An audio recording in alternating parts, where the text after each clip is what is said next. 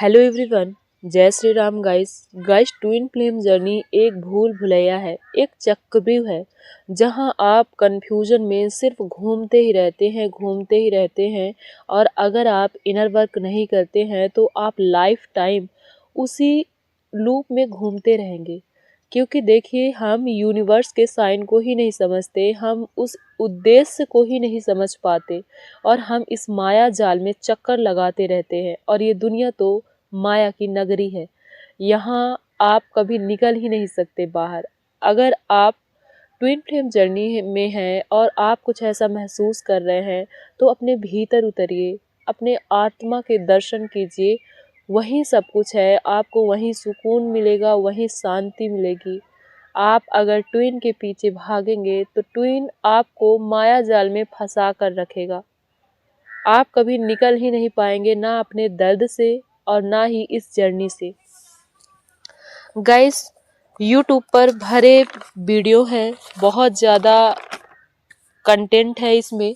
Twin flame journey के बारे में सब लोग अलग अलग चीज़ बताते हैं, लेकिन मैं आपको सिर्फ अपना रियल एक्सपीरियंस शेयर करूंगी जो मैंने फील किया।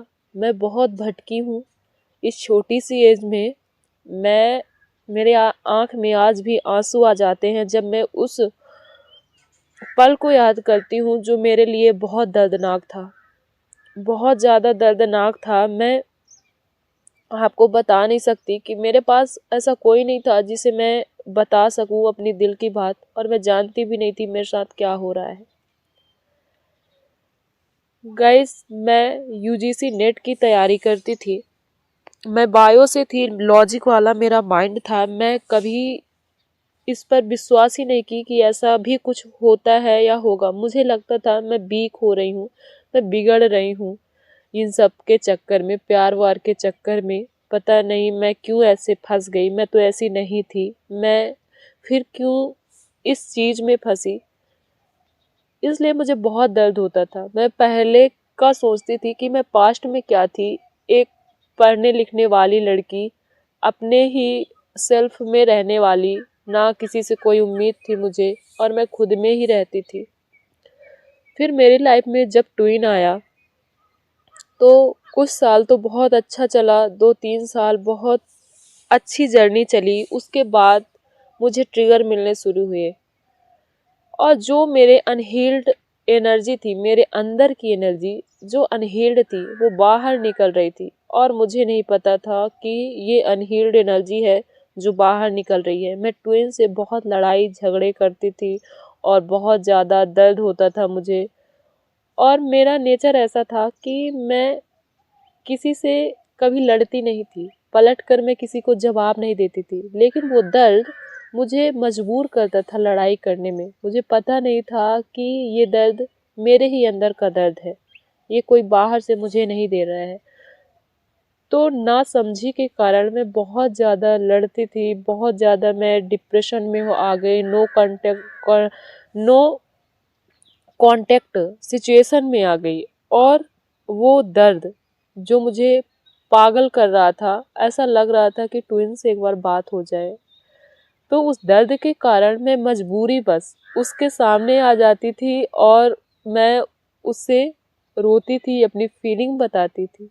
लेकिन वो कुछ नहीं समझता था, क्योंकि ये जर्नी ही ऐसी होती है कि तुम्हें खुद को हील करना है। ट्रिगर इसीलिए मिलते हैं कि तुम्हें खुद के अंदर उतरना है, अपने दर्द को एक्सेप्ट करना है। यहाँ दूसरा इंसान आपकी फीलिंग को समझकर आपको अच्छा फील नहीं कराएगा। आप जितना इसके पीछे भागोगे, आप उतना ट्रिगर होगे और उतना ही दर्द महसूस करोगे। गाइस, 2 साल मैं ऐसे ही भटकती रही। फिर मुझे समझ आया, मैंने सोचा एक दिन बैठकर कि अगर बाहर सल्यूशन होता तो मैं 2 साल से दूसरों से इसका सल्यूशन मांग रही हूँ, दूसरों पर डिपेंड हूँ अपने खुशी के लिए, तो आज तक तो मैं खुश हो गई होती। मैं और वीक होती जा रही हूँ, मैं और निगेटिव होती जा रही हूँ। फिर मैंने वहाँ से अपने दर्द को एक्सेप्ट किया कि कुछ भी हो जाए, मैं मेरी जिम्मेदारी हूँ और मुझे खुश रहना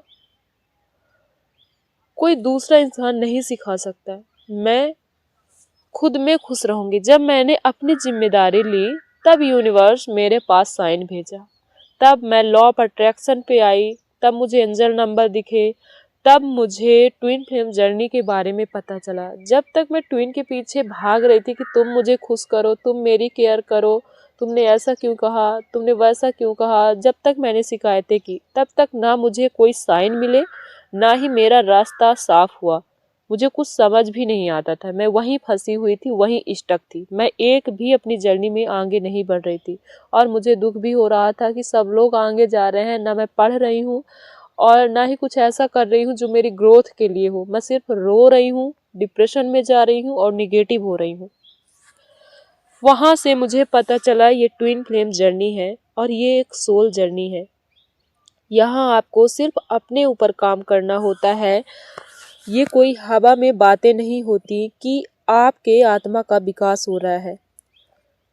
जब हमारी सोल अवेकन होती है तो वो सारी अनहील्ड एनर्जी जो हमारे अंदर स्टक होती है वो सब सरफेस पर आ जाती है। और इसी स्टेज में हम इतना डर जाते हैं, इतना डर जाते हैं कि हमें समझ ही नहीं आता कि हमारे साथ क्या हो रहा है। हमें लगता है कि हम वीक हो रहे हैं, पता नहीं हम पागल हो जाएंगे। मैं भी अपनी जर्नी के जब स्टार्टिंग फेज में थी तो बहुत ज़्यादा डर गई थी, बहुत ज़्यादा। ना मैं किसी से बोल पाती थी, ना किसी को बता पाती थी, मेरे अंदर से आवाज़ ही नहीं निकलती थी, बस एक घुटन होती थी और दर्द, बहुत ज़्यादा दर्द होता था मेरे हार्ट और माइंड में, बहुत ज़्यादा। ट्विन फ्लेम जर्नी में क्या होता है कि यूनिवर्स आपको आपके हायर सेल्फ से मिलवाता है, जहाँ ना डर है, ना गुस्सा और ना ही कंफ्यूजन। आप खुद में पूर्ण हो जाते हो। वहाँ आपको किसी की ज़रूरत नहीं होती। आप ऐसे इंसान बन जाते हो, अगर जब आप खुद को हील करते हैं, खुद पर काम करते हैं, तो आप ऐसे इंसान बन जाते हैं ना कि आप दूसरों को बहुत अच्छे से एक्सप्लेन कर सकते हैं, दूसरों के दर्द को बहुत अच्छे से समझ सकते हैं और ना आपको गुस्सा आता, ना डर आता, ना आप कंफ्यूज होते हैं। आप एकदम निर्मल पानी की तरह हो जाते हैं, जिसके अंदर जो एनर्जी स्टक होती है वही सरफेस होती है। मेरे अंदर डर की एनर्जी थी, बहुत ज़्यादा डर की एनर्जी थी। छोटी छोटी चीज़ में मुझे डर लगता था, छोटी छोटी बातों में मुझे डर लगता था। मुझे लोगों से बात करने में इतना डर लगता था कि मैं क्या बताऊं। और वो डर ऐसा था कि मुझ पर हावी हो जाता था। ना मेरा माइंड काम करता था और ना बॉडी। मुझे ऐसा लगता था कि कोई मुझसे बात ही ना करे। और सबसे ज़्यादा डर मुझे मेरे ट्विन के सामने लगता था। जब मैं उससे बात करती थी सबसे ज़्यादा मेरे अंदर का डर उसके सामने उभर के आता था और वो मुझे मिरर भी करता था। उस डर को वो मिरर करता था। उसके प्रति मेरा अट्रैक्शन भी था और डर भी हावी हो जाता था। मैं ठहरी एक लॉजिक लगाने वाली लड़की, पढ़ने लिखने वाली, खुद पर भरोसा करने वाली। मैं बायो से थी तो मेरा लॉजिक कहता था ये सब कुछ नहीं होता है। मैं कंपटीशन की तैयारी कर रही थी तो मेरा लॉजिक यही कहता था ये सब कुछ नहीं होता है, ये सब तुम्हें तुम्हारी जर्नी से रोक रहे हैं, तुम्हें आगे नहीं बढ़ने दे रहे हैं, इन सबको हटाओ, ट्विन से ब्रेकअप कर लो। तो मैंने किया भी, लेकिन वो एनर्जी मेरा पीछा नहीं छोड़ी, फिर से मुझे उसी स्टेज में लाके खड़ा कर दिया। मुझे लगा मुझे और पढ़ना चाहिए तो मैं 8 घंटे पढ़ाई करने लगी। खुद को अकेले रूम में बंद कर लिया, घर छोड़कर चली गई और वहाँ मैंने खुद को रूम में बंद कर लिया। लेकिन बार बार यूनिवर्स मुझे साइन दे रहा था पर मैं समझ नहीं रही थी। बार बार यूनिवर्स मुझे उसी जर्नी में लाकर खड़े कर दे रहा था। फिर मैं बहुत सारे यूट्यूब वीडियोस देखने लगी, लेकिन कुछ भी मुझ पर वर्क नहीं किया जब तक मैंने खुद पर काम नहीं किया। मैंने बुक्स भी रीड करी, बहुत ज़्यादा ज्ञान भी लिया यूट्यूब वीडियो से। बहुत सारी 2-3 बुक है मेरे पास, हीलिंग की। You can heal your life है एक, सबकॉन्शियस माइंड है और एटॉमिक हैबिट है। पर मैंने पढ़ा पर उन्होंने मुझे एक भी सुकून महसूस नहीं कराया। हाँ, ज्ञान मिला कि चीज़ें कैसे होती हैं, बहुत कुछ सीखा, पर जो शांति है वो महसूस नहीं हुई जब तक मैंने स्पिरिचुअल प्रैक्टिस नहीं की। और जैसे जैसे मैं स्पिरिचुअल प्रैक्टिस करने लगी, मुझे खुद में सुकून और शांति मिलने लगी। मुझे अच्छा फील होने लगा। मैंने छोड़ दी कंपटीशन की तैयारी, क्योंकि मुझे पता चल गया मेरा सोल पर्पस मुझे स्पिरिचुअलिटी में डाला जा रहा था यूनिवर्स के द्वारा। फिर मैंने यूनिवर्स की योजना को समझा, थोड़ा थोड़ा समझा और उस पर चलने लगी मैं। इस जर्नी में गाइस बहुत दर्द होता है, बहुत ज़्यादा। मैं नहीं कहूँगी कि दर्द नहीं होता है, और सबसे ज़्यादा दर्द होता है डीएफ को। अब डीएफ जो है वो मेल बॉडी में भी उसकी एनर्जी हो सकती है और फीमेल बॉडी में भी हो सकती है, लेकिन वो बहुत ज़्यादा दर्द फील करती है। वो दर्द इसलिए फील करती है कि वो अवेकन होती है। उसकी अवेकनिंग यूनिवर्स पहले करते हैं। जब वो अवेकन हो जाती है तो उसकी वाइब्रेशन से डीएम अवेकन होते हैं। जब वो उसकी एनर्जी जो बहुत ज़्यादा घबराहट में थी, डर में थी, गुस्से में थी, बहुत ज़्यादा अनहील्ड एनर्जी स्टक थी डीएफ के अंदर, जब वो एनर्जी एकदम से शांत होती है तभी डीएम जागृत होते हैं। उनकी सोल जागृत होती है, उनकी अवेकनिंग स्टार्ट होती है जब डीएफ अपनी जर्नी में बहुत आगे जा चुकी होती है। इस जर्नी में बहुत ज़्यादा कन्फ्यूज़न होता है हमारे लिए। जो सही होता है, जो अच्छा होता है, जो हमारी ग्रोथ के लिए होता है, हम वो कर ही नहीं पाते। हमें लगता है कि इससे क्या होगा, लेकिन उसी से सब होता है। इसमें मेरा रियल एक्सपीरियंस है कि दुनिया का कोई भी मेंटोर, मैं भी आपको बहुत सारी चीज़ें बता दूंगी, लेकिन ऐसा कोई इंसान नहीं बना कि वो आपको इस जर्नी से बाहर निकाल सके। जब तक आप एक्शन नहीं लेते हैं, आप खुद पर काम नहीं करते हैं। मैं जब एक्शन ले रही थी, जब मैंने एक्शन लेना स्टार्ट किया, मेरे माइंड और हार्ट में इतना दर्द होता था कि मैं बता नहीं सकती। लेकिन मैं उसी दर्द के साथ अपनी जर्नी में आगे बढ़ी। कुछ समझ नहीं आ रहा था, लेकिन बस इतना जानती थी कि ये मेरे लिए सही है, और मैं बस उसी को पकड़ के रखी थी कि मैं जब ये करूँगी तो मैं थोड़ा आगे बढ़ूँगी। बस मैंने यहाँ से स्टार्ट किया। मैंने और कुछ नहीं सोचा था कि मैं कहाँ जाऊँगी, कहाँ नहीं जाऊँगी। मैंने खुद को यूनिवर्स पर सरेंडर किया, इस जर्नी को भी, और जो मुझे बताया गया इनर वर्क में, जहाँ से मैंने जानकारी ली, जो जो मैंने एक्सपीरियंस किए, उन्हीं चीज़ों को कलेक्ट करके मैं आगे बढ़ती गई।